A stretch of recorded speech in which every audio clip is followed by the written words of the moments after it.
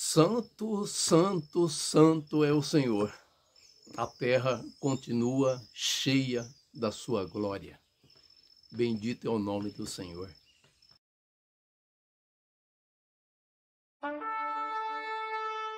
Nesta meditação de hoje, eu quero trazer algum enfoque sobre Texto base, Filipenses capítulo 3. onde logo no início ele diz assim: quanto ao mais, irmãos meus, ou seja, ele está dizendo para a igreja, alegrai-vos no Senhor. Hoje percebemos que há um trabalho muito grande de fazer as pessoas se alegrarem, de todas as maneiras, com todas as possibilidades que se possam encontrar, mas as pessoas não andam alegres, não andam felizes. Lógico que ele está dizendo à igreja, e a igreja tem que entender que a alegria do Senhor é a nossa força. Então ele já começa, essa parte da carta que ele escreveu aos filipenses, aos irmãos lá em Filipos, dizendo: alegre-se no Senhor. O poder, a força, a alegria do Senhor, elas andam juntas. 1 Crônicas 16, 27 diz assim: glória e majestade estão diante do Senhor, força e formosura no seu santuário. Glória e majestade estão diante do Senhor. Se a alegria do Senhor é a nossa força, então podemos claramente observar que nesse mundo nós não vamos encontrar a felicidade e a alegria que nós ansiamos lá dentro de nós, porque ela só vem do Senhor. E quando buscamos em outras coisas, certamente isso não dará certo. Por isso que as pessoas têm aquela expectativa, de adquirir algo, quando adquire, passa a expectativa. De comprar algo, quando compra, passa. Ou de fazer algo, quando faz, perdeu, sabe? Ele diz ainda no primeiro capítulo: a mim não me desgosta e é segurança para vós outros que eu vos escrevo as mesmas coisas. Escrevo as mesmas coisas. Eu faço sempre essa asseveração, dizendo: assim como nós nos alimentamos todo dia, isso é repetitivo. Se alimentar da palavra do Senhor é fundamental e tem que ser repetitivo. Paulo está dizendo aqui: olha, vocês fiquem tranquilos, eu vou ser repetitivo. Eu vou trazer quantas vezes forem necessárias as informações que vocês precisam para permanecer alegres no Senhor, firme no Senhor. Percebe? Muitas vezes a pessoa fala assim: nossa, mas já vem de novo essa palavra. Eu vou escutar de novo isso. Eu já escutei isso trocentas vezes. Quando uma pessoa diz isso, certamente é porque ele ainda não conseguiu receber essa palavra e deixar ela frutificar em seu coração. Porque Paulo está dizendo aqui, tem que ser repetitivo. Tem que ser repetitivo. Essa é uma tática que o mundo usa para vender seus produtos. Pode ver que as propagandas são marteladas na nossa vida, no nosso dia a dia, são repetitivas, são constantes. Elas até saturam a gente. Por quê? Porque eles sabem que é por aí o caminho, mas Paulo está dizendo: usa isso a favor de você, em relação à palavra de Deus. Percebe? E por que ele vai dizer isso? Veja só na sequência o que ele diz no capítulo 2. Acautelai-vos. Ele vai falar de 3 grupos de pessoas que são poderosos para tolher, para fazer o cristão tropeçar, para fazer o cristão desviar-se na vida. Ele vai dizer assim: olha, acautelai-vos dos cães. Acautelai-vos dos cães, dos maus obreiros, e acautelai-vos da falsa circuncisão. Note que a palavra está sendo bem contundente, bem pesada, quando diz: acautele-se dos cães. Cães aqui não está falando daquele animalzinho de estimação que você tem em casa. Cães aqui está falando daqueles que são vira-latas no que diz respeito à palavra de Deus. Naqueles que não obedecem. Naqueles que têm uma vida mundana, mas tem aquele verniz de gospel, verniz de evangélico, verniz de crente. Aquele que não se importa em levar em consideração que o seu próprio corpo é templo do Espírito Santo e acha que pode fazer qualquer coisa e que está tudo bem, que Deus vai entender, que Deus é amor, Ele entende tudo. E muitas vezes essas pessoas elas usam essa argumentação não apenas para si própria, mas elas usam essa argumentação para vender essa ideia de que ser cristão você pode viver uma vida libertina, uma vida que você faz o que quiser e não tem problema nenhum, que Deus entende tudo. Isso é uma advertência que Paulo está dizendo e ele diz que está sendo repetitivo, ou seja, isso é fundamental. Acautelai-vos dos cães, dos falsos obreiros.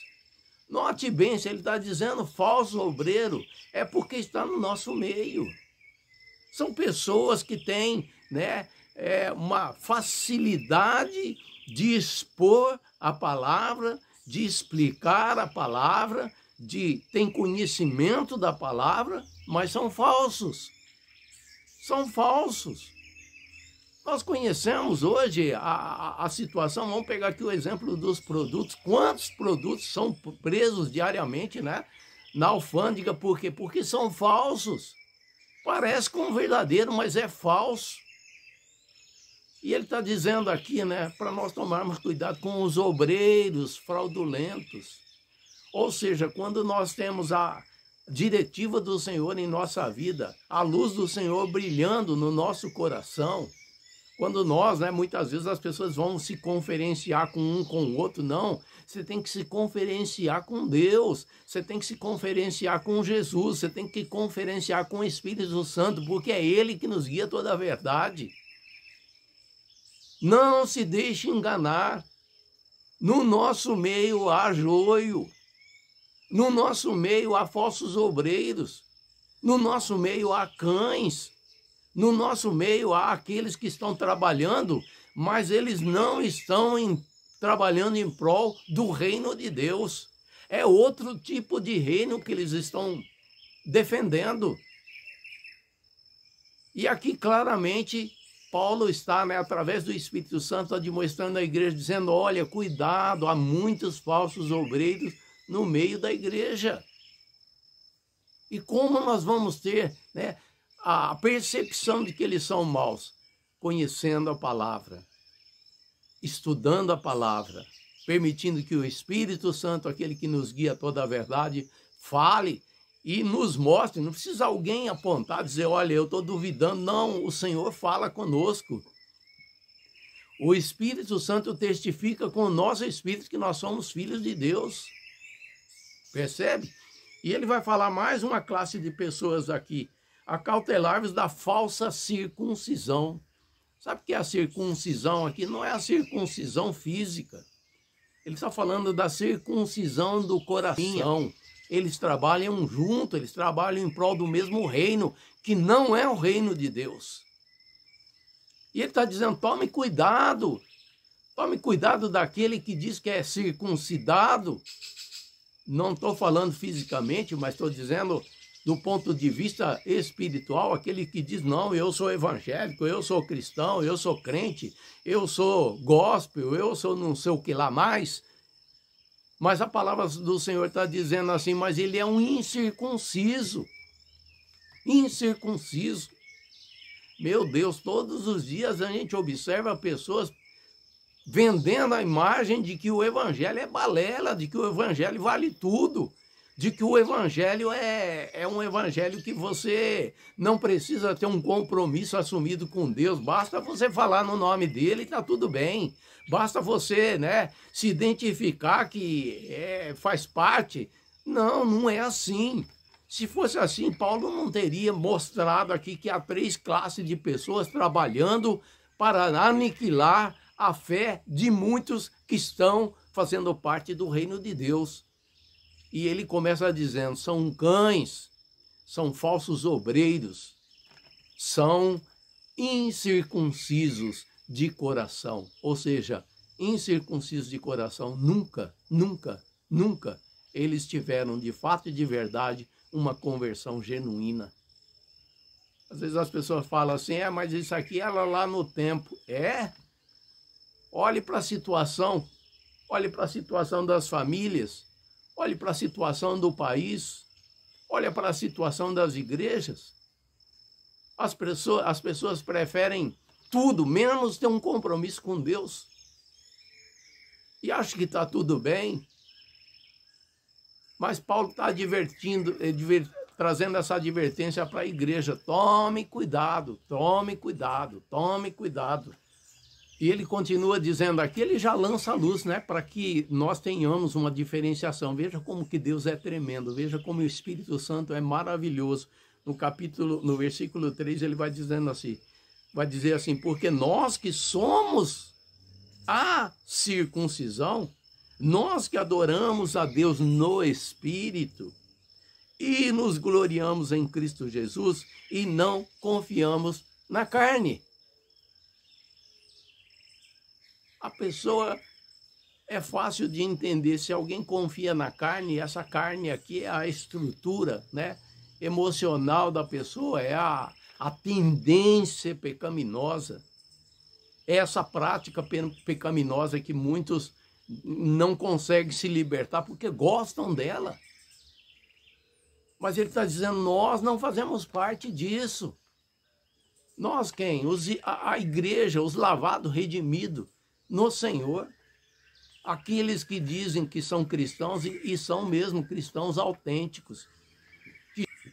Interessante que em Mateus 20, 16, 22, 14, Jesus vai falar algo muito importante e que faz bastante sentido para nós, os cristãos, quando analisamos, né, essa situação toda que está ocorrendo aí nesse tempo que nós vivemos. Ele diz assim, porque muitos são chamados, mas poucos escolhidos. Então, existem duas classes de pessoas. Os muitos significa muitos, mas poucos são os escolhidos. Você percebe a profundidade dessa palavra? O chamamento é para muitos. E note que não está dizendo para todos. Isso é de levar em consideração, viu? Muitos são chamados, mas poucos escolhidos. Por quê? Porque a partir do momento que a pessoa aceita Jesus como seu Senhor e Salvador, ele tem uma mudança de vida e ele tem que viver como tal. E a partir do momento que a pessoa tem, né, todo esse verniz de evangelho na sua vida e não se posiciona como cristão, né? A palavra do Senhor continua e agora nós vamos lá para o versículo 19, diz assim, o destino deles é a perdição, o Deus deles é o ventre, e a glória deles está na sua infâmia, visto que só se preocupam com as coisas terrenas. Por isso que aqui é um campo de batalha, como nós já falamos, é o nosso deserto. É o nosso deserto, é nesse mundo. Um deserto na qual a presença do Senhor, ela se encontra dentro de cada cristão na pessoa do Espírito Santo, orientando, capacitando, educando, edificando, consolando, instruindo, levando a verdade. Isso é maravilhoso, mas estamos só de passagem aqui, porque a nossa pátria é lá em cima, é celestial. Mas nem por isso somos advertidos que não podemos perder de vista que estamos rodeados de pessoas que são sequazes de um reino que não faz parte do reino de Deus para tentar nos enganar. Não se deixe ser enganado. Hein? Eu espero que você tenha sido abençoado, tocado por essa palavra e que você se fortaleça no Senhor a cada dia, porque a alegria do Senhor é a nossa força.